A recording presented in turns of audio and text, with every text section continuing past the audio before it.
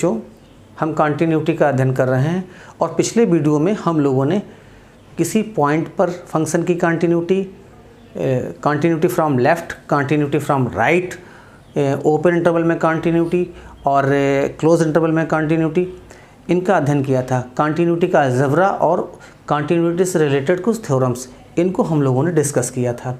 उसके बाद में डिस्कस किया था कि डिसकंटिन्यूअस फंक्शन क्या होता है। तो कोई भी फंक्शन अगर कंटिन्यूअस नहीं है तो उसको हम कहते हैं डिसकंटिन्यूटी। अब आज पढ़ते हैं काइंड्स ऑफ डिसकंटिन्यूटी। तो काइंड्स ऑफ डिसकंटिन्यूटी पढ़ने से पहले हमें यहाँ पर एक बार कंटिन्यूटी की डेफिनेशन फिर से समझनी पड़ेगी। तो कोई भी फंक्शन अगर y = f(x) एक फंक्शन है तो x = a पर ये कंटिन्यूस हो जाता है, सतत हो जाता है, यदि इफ़ क्या हो, पहला पॉइंट कि फंक्शन की एक ही पॉइंट में लिख देते हैं, limit of x approaches to a f(x) = finite. तो हम यहाँ पे बात करते हैं कि कोई भी function y = f(x), x = a पर कंटिन्यूस होगा यदि उसकी लिमिट और उस पॉइंट पे लिमिट और उस पॉइंट पर फंक्शन की वैल्यू दोनों इक्वल हों और फाइनाइट हों, तो फंक्शन हमारा कंटिन्यूस कहलाता है। अब अगर ऐसा नहीं है तो फंक्शन हमारा डिसकंटिन्यूस हो जाएगा। तो डिसकंटिन्यूस हो जाने के मतलब है कि इनमें से कोई चीज़ इक्वल नहीं कर रही है, लिमिट इक्वल नहीं है, दोनों लिमिट नहीं इक्वल है, यानी लिमिट एग्जिस्ट नहीं कर रही है, या लिमिट की वैल्यू फंक्शन की वैल्यू के इक्वल नहीं है, या ये फाइनाइट नहीं है, इनफाइनाइट है। तो अब हम लोग डिसकंटिन्यूटी के काइंड्स पढ़ लेते हैं। तो कितने तरीके की होती है वो सभी चीज़ें यहाँ से ही निकल कर आ जाएंगी। तो देखिए ये जो हमने लिखा है limit x approaches to a, इसको हम लोग कहते हैं लिमिट a माइनस, यानी LHL। ये हो जाएगा limit x approaches to a plus, यानी ये हो जाएगा RHL = FA। और यहाँ पर फाइनाइट लिखना बहुत ज़रूरी है। तो कहने का मतलब ये है कि LHL = RHL = value of function = finite. ये कंडीशन होगी तो फंक्शन हमारा हो जाएगा कंटिन्यूअस। और अगर इसमें से कोई एक चीज़ नहीं है या अधिक चीज़ें नहीं हैं तो फंक्शन हमारा हो जाएगा डिसकंटिन्यूअस। तो अब डिसकंटिन्यूटी हम लोग पढ़ लेते हैं यहाँ पर, काइंड्स ऑफ डिसकंटिन्यूटी। डिसकंटिन्यूटी तो कितने प्रकार की डिसकंटिन्यूटी होती है ये हम लोगों को समझ लेना है।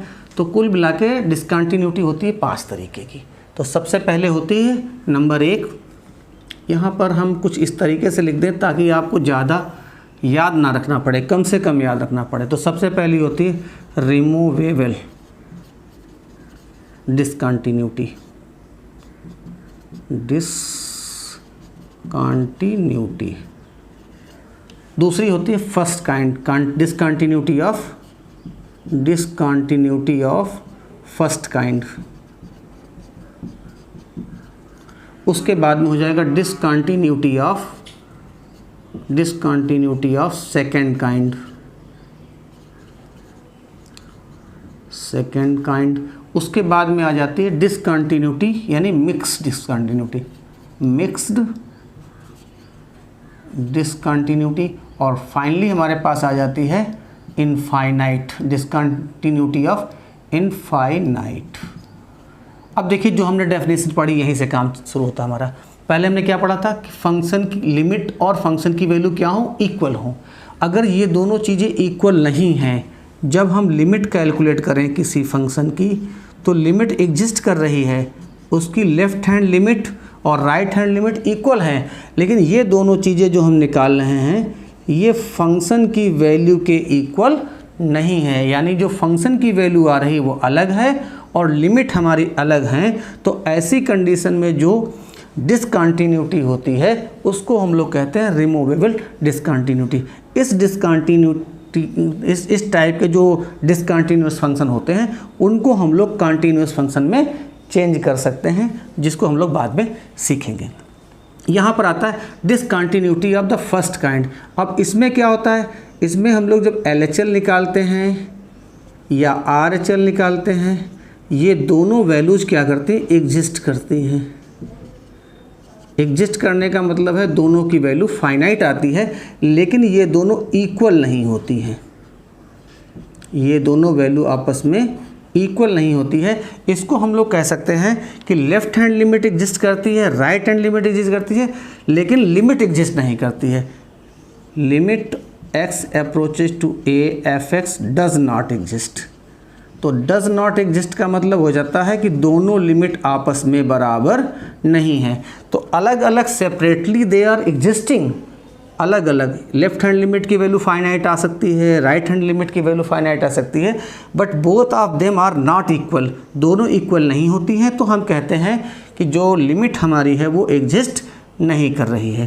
थर्ड काइंड इसमें आता है, थर्ड टाइप की जो डिसकंटिन्यूटी है, यानी discontinuity of second kind.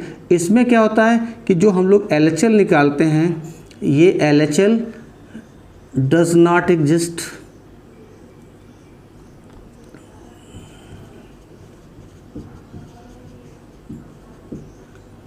Does not exist, और जो RHL है वो भी नहीं एग्जिस्ट करता है, डज नॉट एग्जिस्ट। तो LHL and RHL both does not exist, दोनों लिमिट एग्जिस्ट नहीं करती हैं। तो ऐसी कंडीशन में जो डिसकंटिन्यूटी होती है उसको हम लोग कहते हैं discontinuity of the third type. अब आता है मिक्स्ड डिसकंटिन्यूटी। मिक्स्ड डिसकंटिन्यूटी में दो कंडीशन आती हैं। क्या होता है, पहली कंडीशन होती है कि इसमें लेफ्ट हैंड लिमिट एग्जिस्ट कर रही है, but RHL does not exist। या फिर ऐसा हो सकता है कि LHL does not exist,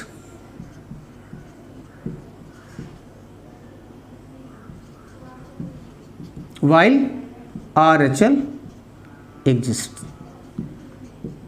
बात को समझ लें, दो लिमिट हैं, लेफ्ट हैंड लिमिट और राइट हैंड लिमिट।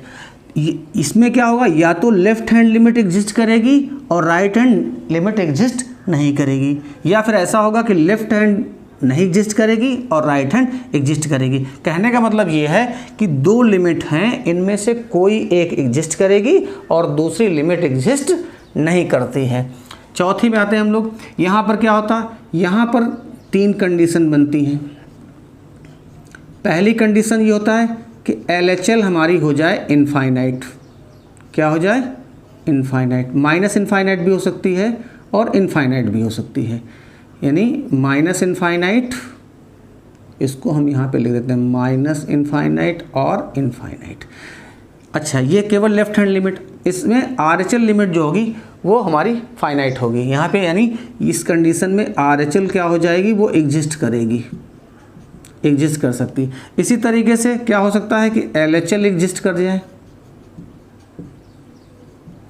और RHL हमारी एग्जिस्ट ना करे, यानी वो इनफाइनाइट या फाइनाइट हो जाए। और जो थर्ड कंडीशन है उसमें क्या होता है, LHL भी इनफाइनाइट हो और RHL भी इनफाइनाइट हो। तो कहने का मतलब ये है कि जो दो लिमिट हैं उनमें से कोई एक लेफ्ट हैंड या राइट हैंड इनफाइनाइट हो जाए, या दोनों इनफाइनाइट हो जाएं। एक इनफाइनाइट होगी, दूसरी फाइनाइट होगी, तब भी ये कंडीशन इम्प्लीमेंट हो जाएगी। और अगर दोनों इनफाइनाइट हो जाती हैं तब भी ये कंडीशन इम्प्लीमेंट हो जाती है। तो ये कुल मिला के हमारे पास 5 प्रकार की डिसकंटिन्यूटी थी, जिसको हम लोगों ने यहाँ पर डिटेल में सीख लिया है। अब इसमें थोड़ा सा हम और बताना चाहेंगे आपको कि जैसे ग्राफ बनाते हैं। अब अगर हम पहले वाले का ग्राफ बनाएं, सपोज करिए ये हमारे पास एक पॉइंट है x = a। तो जब ये कंडीशन होगी तो उस कंडीशन में यहाँ पर एक पॉइंट आएगा और जो फंक्शन हमारा आएगा वो कुछ इस तरीके से आ जाएगा। यहाँ पर देखिए, अब ऐसी कंडीशन में क्या है कि जो फंक्शन की वैल्यू मिलेगी x = a, ये तो यहाँ fa तो यहाँ पर होगा और LHL यहाँ पर होगा और RHL यहाँ पर होगा। तो LHL और RHL तो इक्वल हो जाएंगे, लेकिन ये FA के इक्वल नहीं होते हैं।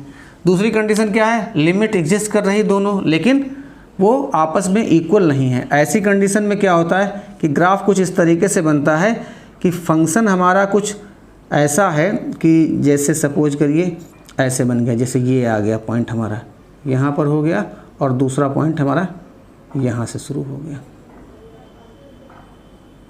इसके पास से शुरू हो गया।